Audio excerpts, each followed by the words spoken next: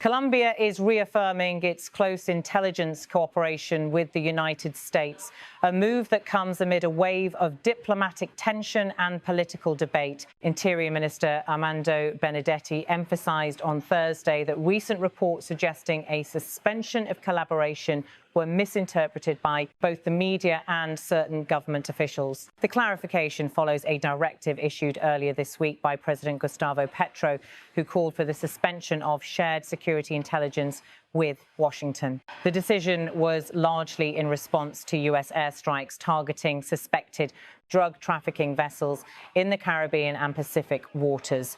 For Colombia, a country long plagued by the global narcotics trade, the announcement sparked intense criticism. Opposition figures and military leaders quickly labeled the measure as impractical, citing Colombia's historical and ongoing challenges with coca cultivation. In response to the backlash, Minister Benedetti turned to social media to assure the public that Petro had not intended to end collaboration with U.S. intelligence entities, including the FBI, DEA, or Homeland Security investigations.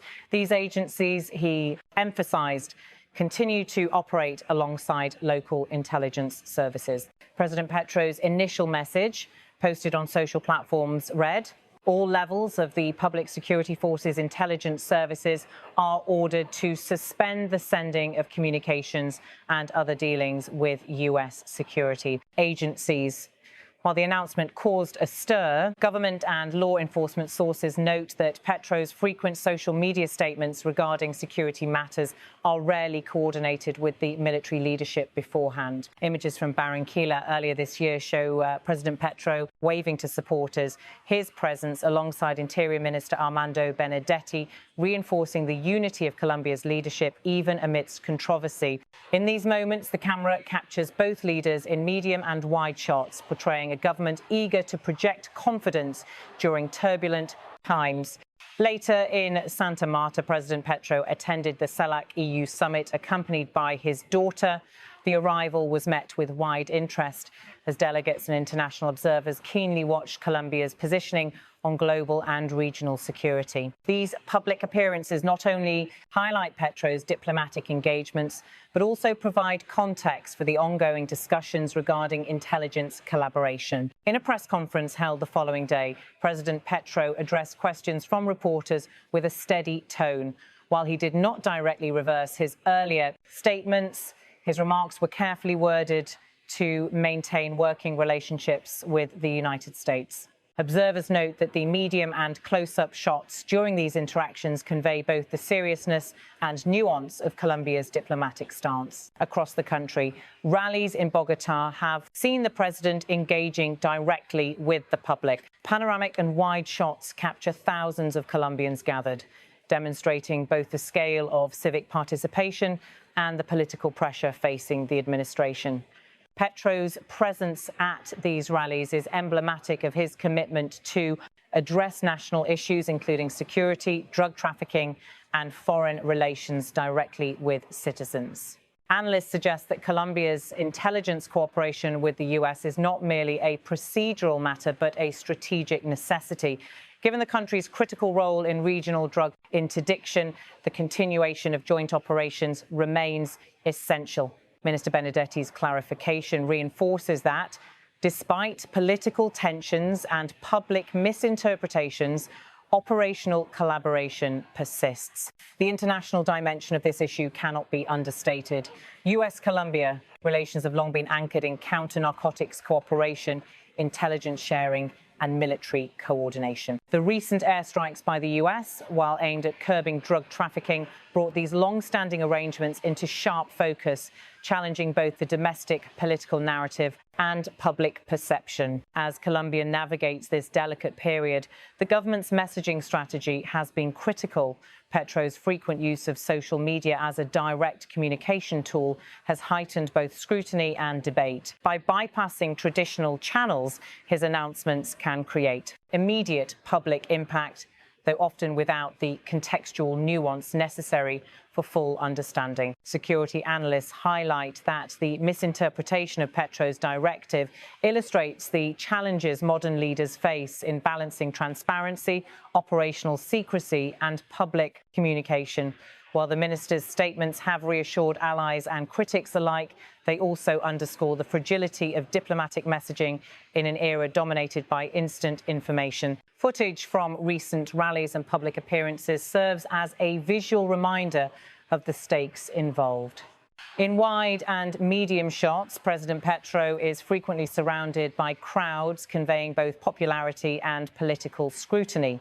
These visuals, when paired with the narrative of intelligence cooperation, contextualize the interplay between domestic politics and international obligations. The debate over US-Colombia intelligence collaboration extends beyond politics into the broader realm of national security. Colombia remains one of the largest producers of coca, the raw material for cocaine, placing it at the center of global efforts to combat drug trafficking.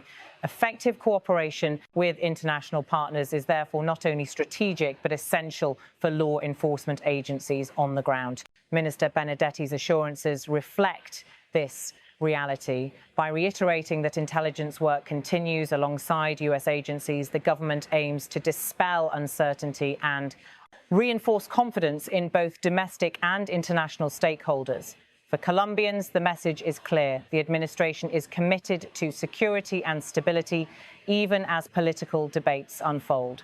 The president's appearances at international summits, such as the CELAC-EU Forum, also demonstrate Colombia's engagement with global partners. His presence alongside other leaders provides a platform for dialogue on security, trade, and regional stability, reinforcing the country's strategic priorities beyond its borders. In Bogotá, rallies continue to showcase public engagement and political mobilization. Petro's addresses, captured through panoramic and wide-angle shots, illustrate the intersection of leadership, public opinion, and policy implementation. Observers note that these gatherings serve as both a measure of political support and a reflection of the nation's investment in governance. Through all these developments, the story of Colombia's intelligence cooperation remains both complex and critical. The narrative balances domestic political pressures, international diplomacy, and the practical realities of combating drug trafficking. Minister Benedetti's public clarifications aim to steady this narrative, ensuring that both allies and citizens understand the continuity of operational collaboration. As Colombia moves forward, maintaining robust intelligence cooperation with the United States remains a strategic imperative. The interplay of public perception, diplomatic relations, and law enforcement effectiveness will continue to shape the discourse around national security and foreign policy. President Petro's leadership, frequently communicated through both traditional and social media channels, highlights the evolving nature of governance in the digital era. His engagement with international leaders, coupled with direct outreach to the Colombian public, illustrates a dual approach aimed at balancing diplomacy with domestic accountability. The events of recent weeks underscore a broader lesson in an interconnected world. Intelligence, collaboration, public communication, and political leadership are inextricably linked. Misinterpretations, even if brief, can reverberate across political, social, and international spheres, necessitating clear, deliberate messaging from government officials. Colombia's continued partnership with the United States reflects not only historical ties, but also the pragmatic demands of contemporary security challenges. In reaffirming this cooperation, the administration sends a signal that despite political debates and social media controversies, strategic alliances remain intact. In the coming months, both domestic and international observers will watch closely how Colombia manages its intelligence operations, diplomatic engagements, and public messaging. The delicate balance between sovereignty, security, and cooperation underscores the complexity of governance in an era defined by rapid information flows and geopolitical interdependence. Ultimately, Colombia's stance represents a nuanced approach to leadership, one that seeks to uphold international commitments while responding to domestic expectations. As the nation navigates these challenges, the voices of officials like Minister Benedetti, alongside President Petro's engagements, will shape both the narrative and the reality of Colombian security and diplomacy in 2025.